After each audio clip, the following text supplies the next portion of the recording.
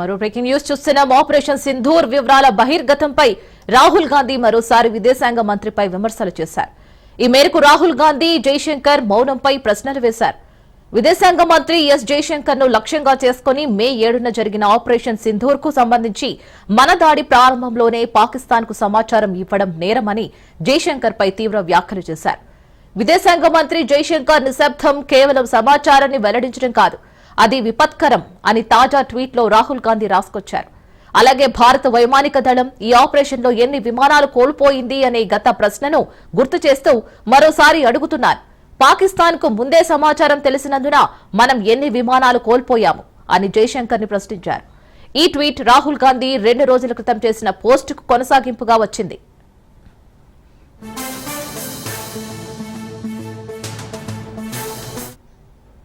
Operation Sindoor వివరాలను ప్రారంభానికి ముందే బహిర్గతం చేశారని జైశంకర్ పై తీవ్రంగా ఆరోపిస్తూ నిన్న రాహుల్ ట్వీట్ చేశారు. అందులో ఇది ఒక తప్పు కాదు, ఇది నేరం, దేశం సత్యాన్ని తెలుసుకోవాలి అని అన్నారు. భారత ప్రభుత్వం పాకిస్తాన్లోని ఉగ్రవాద స్థావరాలపై సైనిక దాడుల గురించి ముందస్తు హెచ్చరిక ఇచ్చిందని రాహుల్ గాంధీ వివాదించారు. ఇక భారత విదేశాంగ మంత్రి మన దాడి ప్రారంభంలోనే పాకిస్తాన్ కు సమాచారం ఇచ్చినట్లు పబ్లిక్ గా అంగీకరించారు అని గాంధీ అన్నారు.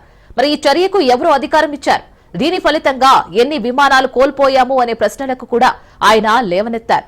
కాగా రాహుల్ గాంధీ ఆరోపణలను విదేశాంగ శాఖ వాస్తవాల తప్పుడు చిత్రణ అని కొట్టి పాడేసిందని అన్నారు.